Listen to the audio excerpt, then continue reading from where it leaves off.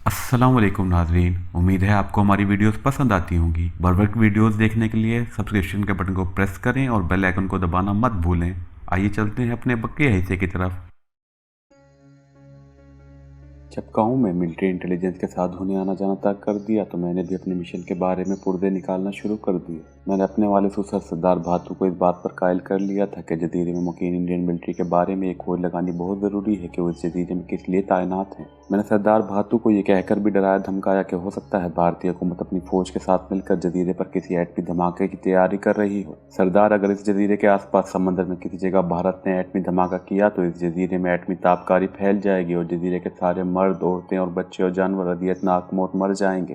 सरदार बातू डर गया था। मैंने इसे कह दिया था कि मैं किसी तरीके से पता करूंगा कि इंडियन आर्मी जजीरे में क्या कर रही है। सरदार ने कहा, मैं इस सिलसिले में तुम्हारी जो मदद हो सकी करूंगा। ये हम सबकी जिंदगी और मौत का मसला बन गया है। मैंने सरदार से कहा, इसके लिए मुझे किसी तरीके से भारतीय फौजी छावनी के अंदर जाना होगा और ये देखना होगा कि फौजी वहाँ क्या कर रहे हैं और क्या इंडिया वहाँ कोई एटमी प्लांट तो नहीं लगा रहा। सरदार बोला, आमू, ये मालूम करना बहुत ज़रूरी है और इसकी खोज सिर्फ तुम ही लगा सकते हो क्योंकि तुम पढ़े लिखे नौजवान हो और सब कुछ समझते हो। तुम जो कहोगे हम तुम्हारे लिए करेंगे। मैंने कहा, फौजी कैंप में दाखिल होने का सिर्फ एक ही तरीका है कि हफ्ते में 2-3 बार जो राशन की सप्लाई जाती है, जो बैलगाड़ियाँ फौजियों के लिए सब्जी, तरकारी और ताज़ा मक्खन वगैरह लेकर जाती हैं, मैं किसी तरह इस बैलगाड़ी के साथ कैंप में चला जाऊँ और अपनी आंखों से खुद देखूँ कि कैंप के अंदर क्या हो रहा है। सरदार ने कहा, ये कोई मुश्किल काम नहीं है। जजीरे के फौजी कैंप में मैं ही फौज को दूध, मक्खन और ताज़ा सब्जियां वगैरह सप्लाई करता हूँ। मेरे 2 आदमी बैलगाड़ी में चीज़ें लेकर कैंप में जाते हैं। अगरचे इन्हें कैंप के लंगर खाने से कहीं इधर उधर जाने की इजाज़त नहीं होती, लेकिन अगर तुम बैलगाड़ी के साथ चले जाओ तो कैंप के लंगर के करीब रहकर भी अंदाज़ा लगा सकते हो और बहुत कुछ देख सकते हो। मैंने कहा, क्यों नहीं, मगर सरदार, कैंप के पहरेदार फौजी बैलगाड़ी ले जाने वाले आदमी को तो पहचानते होंगे। किसी दूसरे आदमी की जगह मैं बैलगाड़ी में बैठकर चला गया तो इन्हें शक पड़ जाएगा कि यह अजनबी आदमी क्यों और कहाँ से आ गया। सरदार ने कहा, ये तुम्हारा अपना ख्याल है, वहाँ इस किस्म के हालात नहीं हैं। हमारे जो 2 आदमी राशन सप्लाई करने वाली बैलगाड़ी लेकर कैंप में जाते हैं वो आदमी हफ्ते 10 दिन के बाद बदल दिए जाते हैं, बल्कि खुद कैंप कमांडर का हुक्म है कि 1 हफ्ते बाद आदमियों की बदली कर दी जाए। इसलिए अगले हफ्ते जिन आदमियों को बदल कर भेजा जाएगा इनमें एक तुम भी होगे।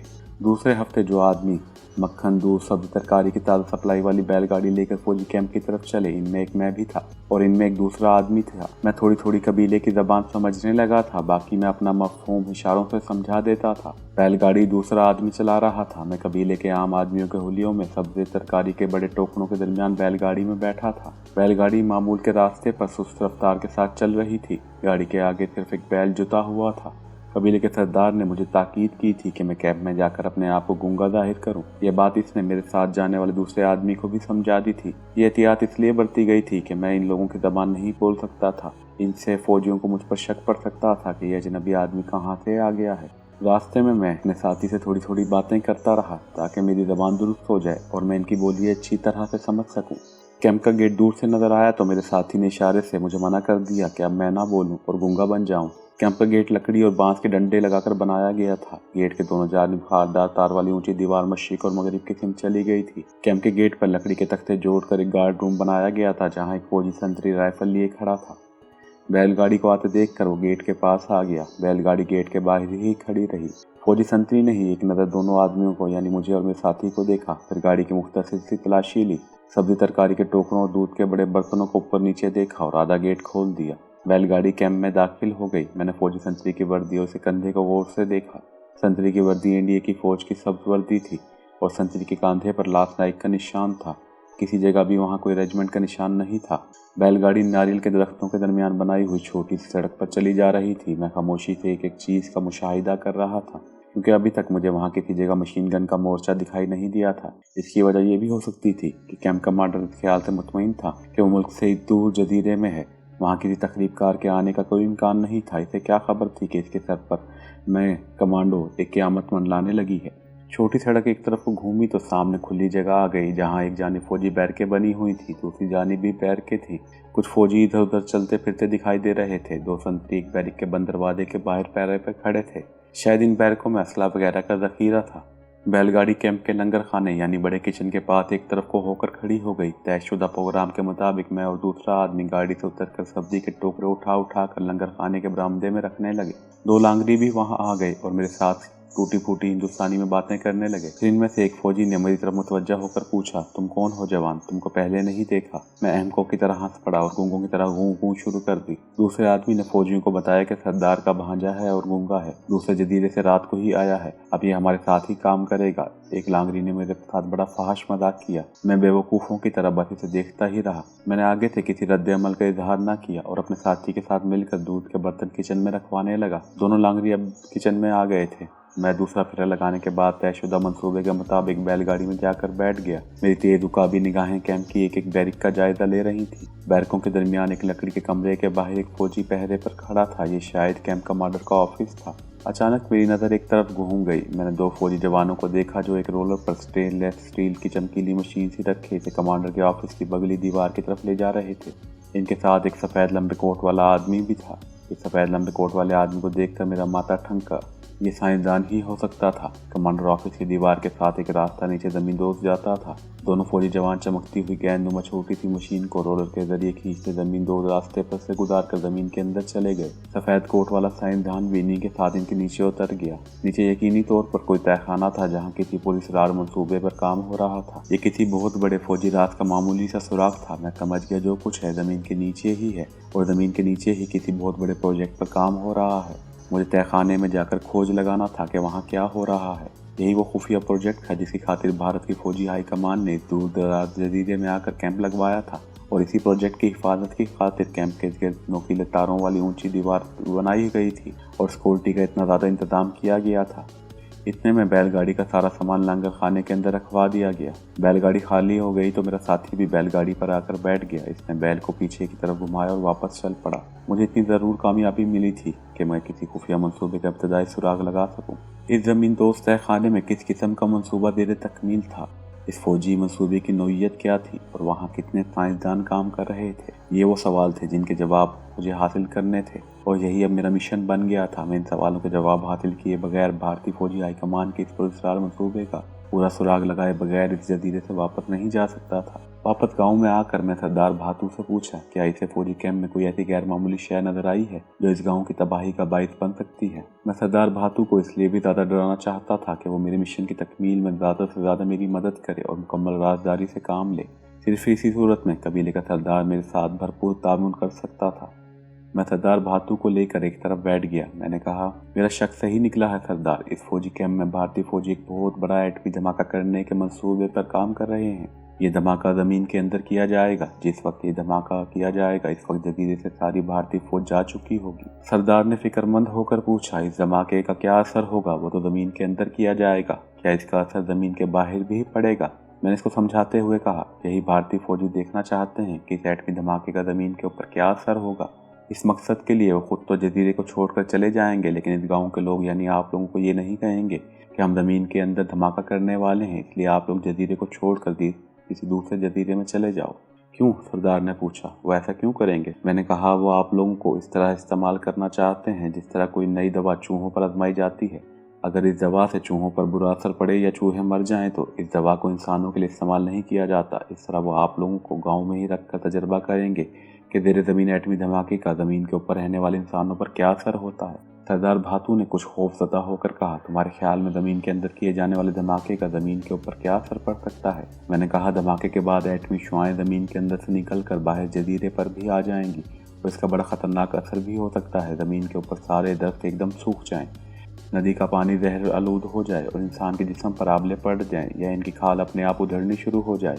ऐसा नहीं भी हो सकता। बस के फौजी हाई कमान यही देखना चाहती है कि धमाके के बाद एटमी ताबकारी का असर ज़मीन के ऊपर की मखलूक पर क्या होता है। वो एक तरह से हमें चूहों की तरह इस्तेमाल करना चाहती हैं।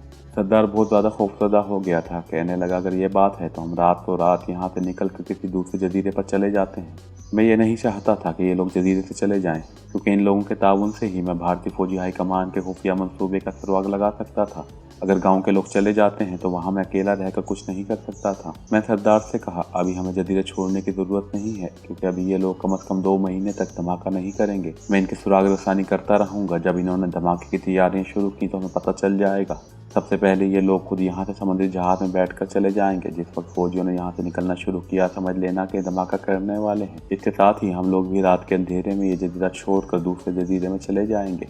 अभी हमें परेशान होने की ज़रूरत नहीं है, क्योंकि जब तक भारतीय फौज यहाँ पर है ये लोग धमाका नहीं कर सकते। ये बात सरदार भातू की समझ में आ गई। कहने लगा, अब हम बेफिक्र होकर यहाँ रह लेंगे। जिस रोज़ यहाँ के फौजियों ने निकलना शुरू किया, इसी रोज़ रात को हम खामोशी से कश्तियों में बैठकर दूसरे जजीरे में चले जाएंगे, जो यहाँ से काफ़ी दूर है।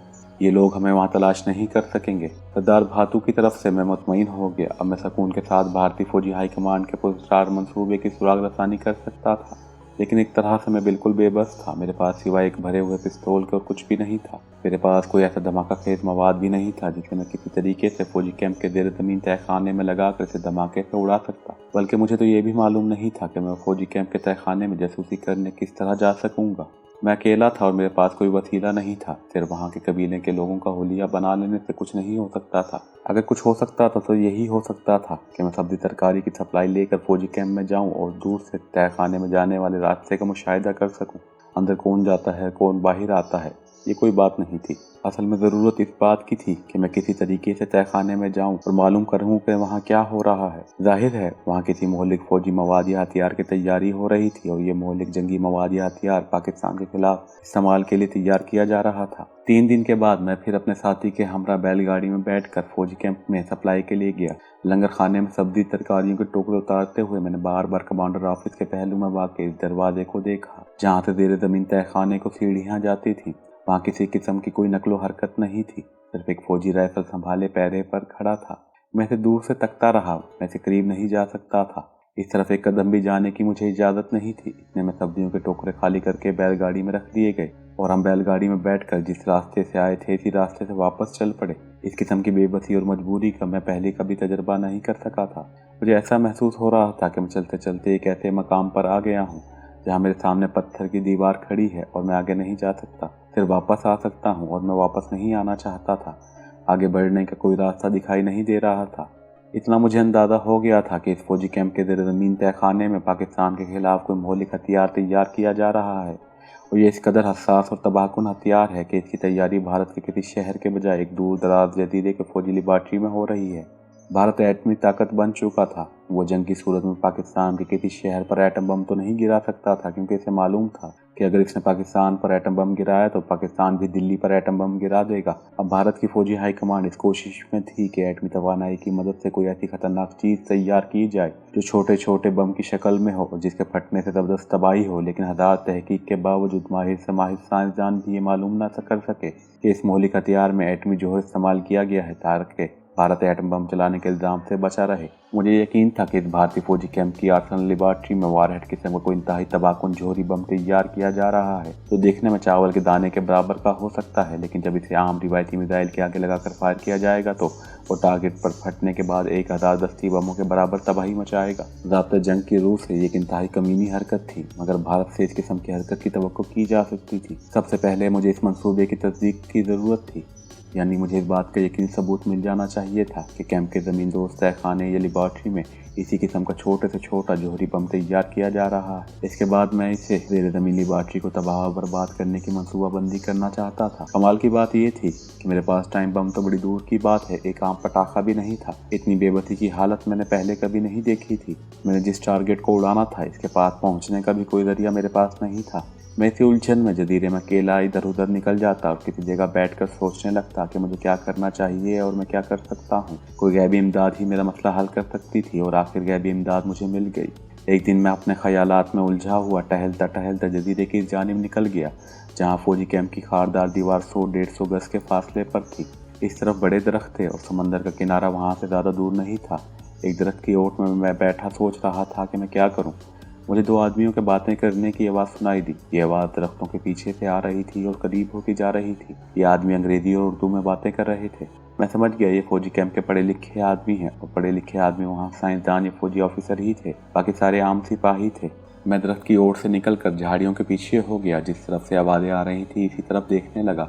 मुझे 2 आदमी नजर आए जिन्होंने डॉक्टरों और साइंसदानों वाले कपड़ों के सफ़ेद लिबास पहन रखे थे।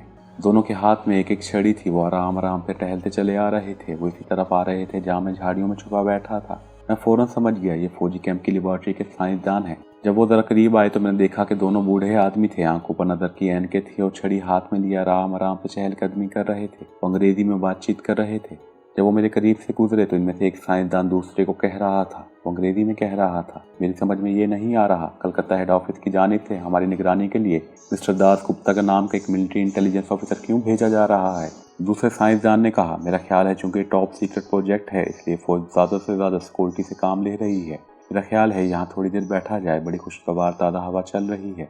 दूसरे बूढ़े साइंसदान ने अंग्रेजी में कहा, हाँ यहाँ बैठ जाते हैं, तहखाने के मुकाबले में यहाँ हवा बड़ी ताज़ा है। वो दोनों एक गुंजान रख के नीचे बैठ गए। मैं वहीं झाड़ियों की आड़ में छुपा हुआ था। यहाँ से मैं दोनों साइंसदानों को देख भी सकता था और उनकी आवाज़ भी पूरी तरह से सुन सकता था। जजीरे की फिजा वैसे भी बड़ी खामोश थी। जिस साइंसदान ने military intelligence officer mister Das Gupta की बात की थी वो बोला, ये मिस्टर दास गुप्ता क्वालिफाइड साइंसदान तो है नहीं, ये हमारी निगरानी क्या करेगा? दूसरे साइंसदान ने कहा, बस मिलिट्री इंटेलिजेंस वालों ने भी खाना पूरी करनी है सो वो कर रहे हैं। पहला साइंसदान बोला, सुना है intelligence officer mister Das Gupta Punjab का रहने वाला है और चंडीगढ़ के न्यूक्लियर साइंस कॉलेज में 1 साल लगा चुका है। दूसरे बूढ़े साइंसदान ने अपनी एक टांग फैलाते हुए कहा, चंडीगढ़ के न्यूक्लियर साइंस कॉलेज में 1 साल लगाने से आदमी न्यूक्लियर फिजिक्स का साइंसदान तो नहीं बन जाता। पहले वाला बूढ़ा साइंसदान बोला, तुम कहना क्या चाहते हो? ये खानापुरी की जा रही है? भाई ये समझ लो कि ऐसा ही है, खानापुरी ही की जा रही है। वैसे भी कैंप की निगरानी और सिक्योरिटी के लिए एक इंटेलिजेंस ऑफिसर की मौजूदगी जरूरी है। ये कब आ रहा है? दूसरे साइंसदान ने पूछा। पहला साइंसदान ऐनक के शीशे साफ करता हुआ बोला, परसों दोपहर के बाद जो स्टीमर इंडिमान से सप्लाई लेकर जजीरे की तरफ आएगा, जो फौजी जेटी से वहां आ रहा है, इसमें सवार होकर वो खुफिया तरीके से आएगा।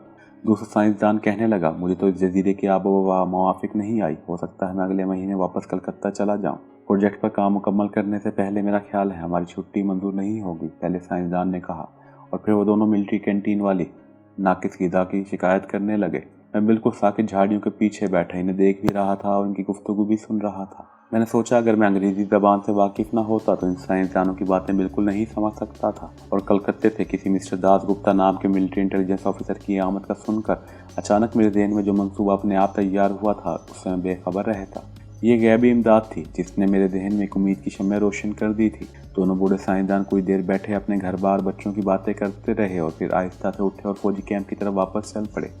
इस वक्त मेरे चेहरे पर उम्मीद की रोशनी आ गई थी। मुझे यूँ महसूस होने लगा था कि मैं मायूसी के अंधेरों में भटक रहा था कि अचानक मेरा हाथ पकड़कर मुझे अंधेरों में से किसी ने बाहर निकाल लिया हो। मैं खामोशी से उठा और गाँव की तरफ चल दिया। जंगली कबीले के आदमी के हुलिये में मैं था। अब मुझे ये हुलिया बदलने की अशद ज़रूरत थी।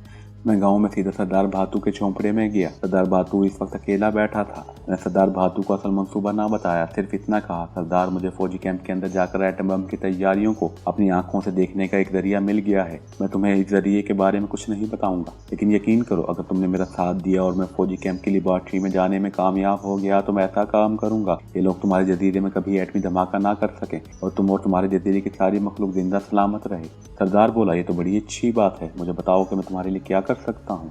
मैंने कहा, अभी जो कुछ भी करना है मुझे अकेले ही करना है। जिस वक्त तुम्हारी मदद की ज़रूरत होगी तुम्हें बता दूंगा। मैंने सबसे पहला काम ये किया कि अपने जिस्म पर जिस सांवले रंग की मालिश की गई थी सरदार की मदद से बिल्कुल साफ कर दिया। अब मेरे जिस्म का रंग गोरा यानी अपनी असली हालत में आ गया था। साथ ही मैंने कबीले के लोगों का लहंगा उतार कर इसकी जगह पतलून कमीज पहन ली। पिस्तौल में सरदार के पास ही रखवा दिया था। या मुझे पिस्तौल की ज़रूरत नहीं थी क्योंकि इस पर सलेंसर नहीं चढ़ा हुआ था और फायर का धमाका मैं नहीं करना चाहता था। एक प्लान मैंने पूरे का पूरा अपने जहन में तय कर लिया था। प्लान की कामयाबी पर मेरे मिशन की कामयाबी का दारोमदार था। ये मंसूबा, यह प्लान इतना आसान नहीं था। इसमें हर कदम पर पकड़े जाने का इम्कान था, लेकिन मेरे सामने यही एक रास्ता था, दूसरा कोई रास्ता नहीं था। मुझे हर हालत में मंसूबे को कामयाब बनाना था। पिस्तौल की जगह एक गज लंबी पतली मगर बड़ी मजबूत रस्सी की जरूरत थी जो मैं सरदार बातू से मांग ली थी।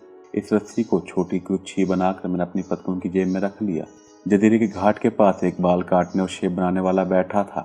मैंने दूसरे दिन सुबह सुबह इसे अपने बाल तरछवाए और शेप बनवाई। मैं अपना हुलिया ऐसा बनाना चाहता था कि मुझे देखकर यही लगे कि मैं कलकत्ते के शहरी हूँ और इंटेलिजेंस का अहदेदार हूँ।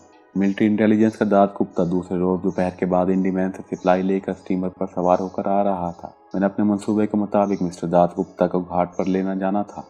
घाट पर से मैंने मालूम कर लिया था कि स्टीमर सप्लाई लेकर किस वक्त आ रहा है।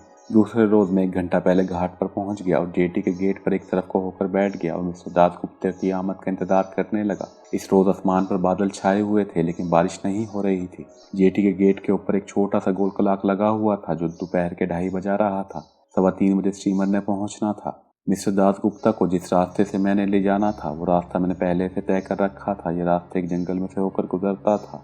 कुछ देर बैठने के बाद मैं उठकर टहलने लगा। जेटी पर मजदूर इधर उधर अपने काम में लगे हुए थे। मंसूबा बड़ा नाजुक था। यूं समझ लें कि मुझे मिस्टर दास गुप्ता को लेकर तने हुए रास्ते पर चलना था। हर कदम पर पाँव के फिसलने का खतरा मौजूद था, लेकिन मैं पूरी उम्मीद था। मैं अपने अंदाजे पर भरपूर एतमाद पैदा कर रहा था। मुझे यकीन था कि मैं अपने मंसूबे में ज़रूर कामयाब हो जाऊंगा। नाकाम होने की सूरत में मेरी मौत यकीनी थी। 3:30 बजे इंडीमान से सप्लाई और मिस्टर दास गुप्ता को लाने वाला स्टीमर जेटी के साथ आकर लग गया। मैं मिस्टर दास गुप्ता की शक्ल से नावाकिफ था। मैंने दास गुप्ता को पहले कभी नहीं देखा था, लेकिन मुझे हर हालत में जैसे भी मुमकिन हो भारत के इस इंटेलिजेंस ऑफिसर को पहचानना था और इसका खैर मकदम करना था। मुझे यकीन था कि मैं दास गुप्ता को ज़रूर पहचान लूँगा। इसकी वजह यह थी कि दास गुप्ता पंजाबी था और पंजाबी दूर से पहचाने जाते हैं। वजह यह भी थी कि स्टीमर पर वहाँ ज़्यादा सवारियाँ नहीं बैठी थी और ये सप्लाई लाने वाला स्टीमर था। शहरी आदमी सबसे अलग नज़र आ जाते हैं। मैं ज़हनी तौर पर पूरी तरह से तैयार होकर जेटी के गेट के पास आकर खड़ा हो गया। स्टीमर पर से चंद एक सवारियाँ उतरी थीं। इनमें से मुझे दरमियाने कद मगर भारी बदन वाला आदमी नज़र आया, जिसने पतलून और बुश शर्ट पहन रखी थी और आंखों पर सिया चश्मा लगा हुआ था। इसके हाथ में छोटा सा ब्रीफकेस था। यह आदमी गेट से बाहर निकलकर एक तरफ खड़ा हो गया और इधर उधर देखने लगा, जैसे इसे मुतवक्का हो कि कोई गाड़ी से लेने आनी है। मैं जल्दी से इसके पास पहुंच गया और हाथ जोड़कर प्रणाम करने के बाद पंजाबी में कहा, सर आप मिस्टर दास गुप्ता हैं? इस आदमी ने मुझे ऊपर से नीचे तक देखा और पूछा, तुम कौन हो? मैंने फौरन जवाब दिया, सर मेरा नाम कैप्टन सुरिंदर मेहता है। मैं भी पंजाबी हूँ और आप ही के शहर चंडीगढ़ का रहने वाला हूँ। मैं यहाँ सेंट्रल इंटेलिजेंस की तरफ से तैनात हुआ हूँ। मुझे कैंप कमांडर ने आपकी तरफ भेजा है। दास गुप्ता ने कहा, गाड़ी कहाँ है? मैंने मिस्टर दास गुप्ता की तरफ झुककर बड़े राजदाराना अंदाज में कहा। अब मैं अंग्रेजी में बोल रहा था, सर इंतहाई सिक्योरिटी की खातिर हमने आपकी आमद तक यह राज में रखी है। केंद्रीय CIA की तरफ से हमें खुफिया लेटर मिला है कि जजीरे में 2 तकरीबकार दाखिल हो चुके हैं। सर यहाँ ज़्यादा देर ठहरना मुनासिब नहीं, आप मेरे साथ आए, मैं आपको रास्ते में सब कुछ बताता हूँ। मैंने महसूस कर लिया था कि मिस्टर दास गुप्ता मेरी अंग्रेज़ी से काफ़ी मुतासिर हुआ है। वो मेरे साथ चल पड़ा। कहने लगा, यहाँ कैंप कितनी दूर है? अब वो भी अंग्रेज़ी में बात कर रहा था। मैंने अंग्रेज़ी में ही जवाब दिया, सर ज़्यादा दूर नहीं है, मैं आपको जंगल के एक शॉर्टकट रास्ते से ले जाऊंगा। सर कैंप कमांडर इस तकलीफ के लिए आपसे माफ़ी तलब कर रहा था, वरना वो आपको लेने खुद आता या गाड़ी लेकर यहाँ खुद पहुँचता। सर कैंप में पहुँचकर आप खुद ही अंदाज़ा कर लेंगे हमने यहाँ सिक्योरिटी का किस कदर सख्त इंतजाम किया हुआ है। सर पिछले दिनों जेटी पर मुश्तबा आदमी घूमते देखे गए थे। वो पाकिस्तानी तकरीबकार के थी और कोई नहीं हो सकते थे। पुलिस ने इनको हिरासत में लेने की कोशिश की, लेकिन वो रूपोश होने में कामयाब हो गए। सर आपको तो मालूम ही है कि जजीरे की पुलिस हमारी पंजाब की पुलिस के मुकाबले में किस कदर निकम्मी है।